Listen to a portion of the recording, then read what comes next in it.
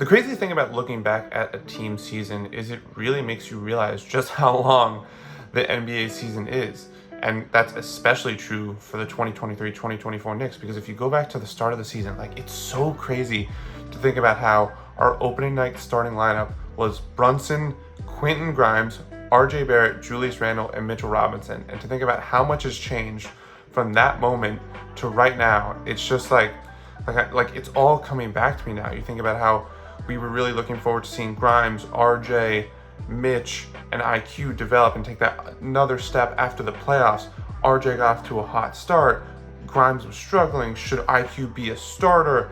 And then obviously they trade IQ and RJ, and that was such a conflicting moment for a lot of Knicks fans, myself included, because I know we all really loved those guys and we loved watching them grow as one of our owns.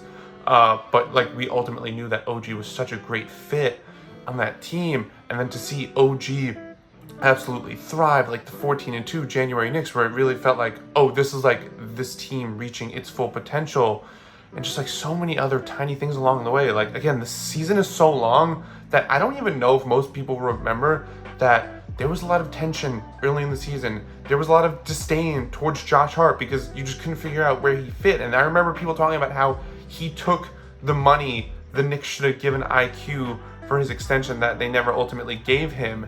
And like, there was like a moment, remember like when Taj Gibson was getting legitimate minutes? Remember when Jalen Brunson went down? It was like, there's just so many of these different moments. The 9-game winning streak, and then we trade Grimes for Bogdanovich and Burks, and just like, you know, Randall goes down, and then we're waiting for him to come back, we're waiting for OG to come back. You know, remember like when Mitch went down, and that was seen as like the biggest deal ever, because like, oh my god, we just lost our starting center. Little did we know how many other injuries were going to come down the pipe.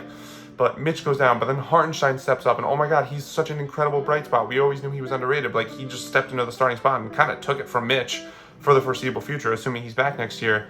Like, just so many different subplots of the regular season. And then obviously Dante DiVincenzo, there's so many of these things. Dante DiVincenzo going from like solid role player signing, you know, guy who's going to come off the bench, to not just, he didn't just take the starting spot from Quentin Grimes, but like just played out of his mind, literally set the Knicks single season 3-point record, just exceeded all possible expectations. And just think about how many of those storylines there are. Julius, I remember Julius, where it was this concern of like, okay, he's only been an all-star in odd number years. He was an all-star in 21 and 23. Remember 22 was the down year. There was a lot of concern heading into 2024. Is he gonna like still be able to maintain his play? And he was. And just Brunson taking another step. It was just such a magical regular season.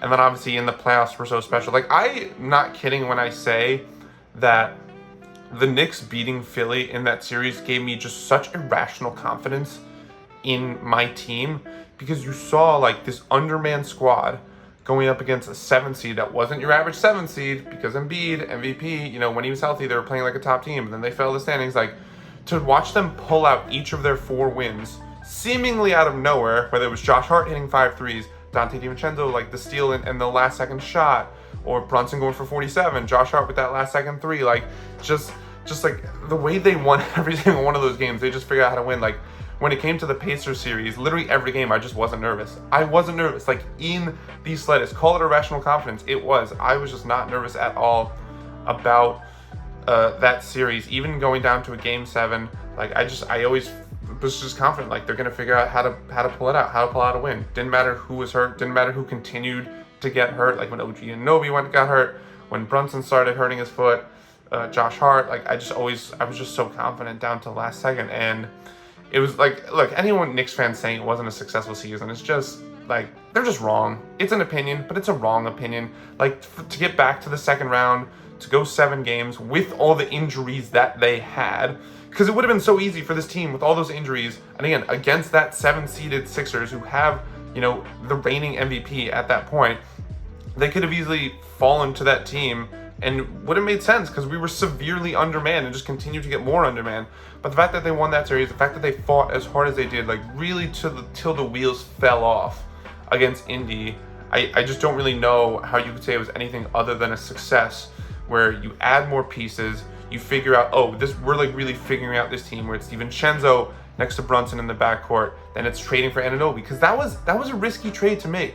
because IQ was important. Oh my God, Deuce McBride. I didn't even mention Deuce McBride. Like after the IQ trade, him just stepping up and becoming such a legitimate backup point guard. I almost feel bad that he signed that $13 million extension, $13 million total, because he could probably get so much more. Like there's just so many storylines.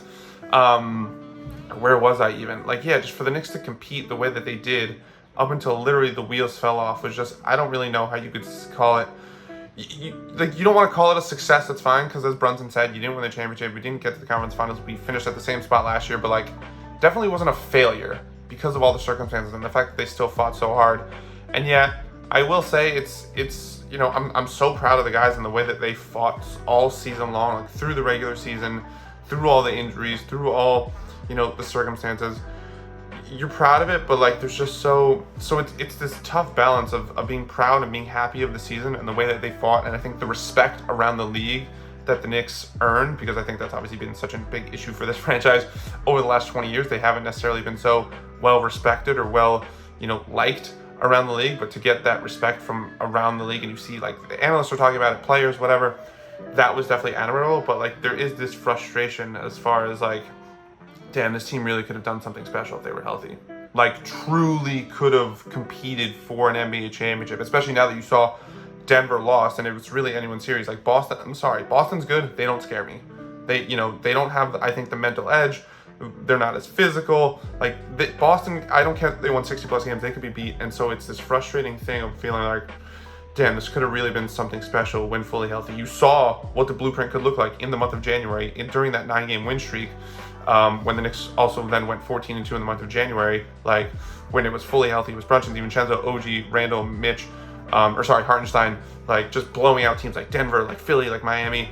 And so to see that not get to be, even try to be recognized that full potential is frustrating. Obviously the rebuttal is, hey, they'll be back next year. They'll be healthy next year. Call me a pessimist, but like the few rebuttals I have to that is, first of all, you don't know what health is going to look like next year. Like the injury bug might hit us again, might hit us in different ways. You never really know.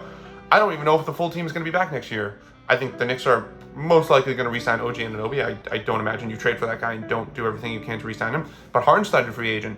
Hartenstein's a free agent who's never signed that big contract, and I know he wants to be back in New York. I know New York wants him back, but if the money's not going to be there, then I don't know what his decision is going to be. I think Bogdanovich is a free agent. Alec Burks is a free agent. Got to re-sign those guys. So, like, it's just, you just don't know what the team is going to look like, and maybe that's for the better, but it could also be for the worse. And then the other thing is just, you don't know what the league is going to look like next year. Like this season, you know, Philly was hurt, Milwaukee was hurt. You don't know what they're going to look like next year. Are they going to be healthy? Is another team going to, you know, Orlando's going to be better, Indy's going to be better. You really just don't know what the league is going to look like. You know, the thing I always think back to is 2012 finals, game 5, you know, Miami's about to clinch it, and you see Harden with his arms draped over Russ and KD, and we all thought, like, they're going to be back in the finals. Like, Heat Thunder, it's going to be the finals matchup for the next 5 years, and the Thunder never made it back to the finals in that era, or since, you know, and big part of that was because Harden, they traded Harden, but other parts of it was just random injuries that kept happening. Part of it was, like, the Spurs continuing to be legitimate contenders, and the Warriors rose up to be, like, the new powerhouse. So that's what I'm saying, like, you just really never know what's going to go on around the league. So when you have an opportunity, or when you feel like you have an opportunity, you want to at least be able to seize it. Like, if the Knicks weren't good enough, you want to know that they weren't good enough. You don't want this what-if scenario of, damn, if we were just healthy. And so that's what's super frustrating. But, like, if nothing else, just, I wasn't sure how the Knicks were going to be able to build on last season, where they make the playoffs, they unexpectedly make the second round. I thought we might be in for some disappointment in terms of losing the first round, because, you know, it's just like things broke right last year, but I didn't know what the seeding was going to break like this year. But just to think about all the changes that were made and how so much worked in the Knicks' favor, whether it's DiVincenzo's breakout, trading for OG, and that being just like the perfect fit, Deuce's emergence, Hartenstein's emergence, like just all that stuff working out for them, and Brunson just continuing to ascend, and Randall continuing to look like an all-star when he was healthy. And Mitch also, like when he was healthy, he looked like a defensive player of the year candidate and was just absolutely obliterating the offensive glass for the Knicks. Like all of that was just so, it was just a really special season. And as salty as I am, and as, you know, bummed and deflated as I am about the loss, I'm going to try to, you know, think of all the good, because, you know, in these last couple days, you know, what I was thinking of was like when the Nuggets traded for Aaron Gordon a few years ago. I believe it was April of 2021. They trade for Aaron Gordon, and they look absolutely dominant. It's like, oh my God, are the Nuggets a dark horse out west? And then Jamal Murray tears his ACL. And it's the most devastating thing because you lose him for those playoffs, you lose him for the next playoffs. And I imagine it was a similar sentiment of like, damn, did we miss a golden opportunity to compete for a championship where we have this team and it's totally capable of winning, but they're just not healthy enough. And so that's sort of the optimism I'm trying to take moving forward, where it's like, nah, dude, like these lows, these happen. And if, you know, if things break right for you guys, like these are the lows you're going to look back on when you're at the mountaintop and be like, damn, like this is what makes it so much sweeter. Like go ask Jamal Murray, the dude who was in tears, who thought he was going to get traded. Like that's what made the championship so much sweeter.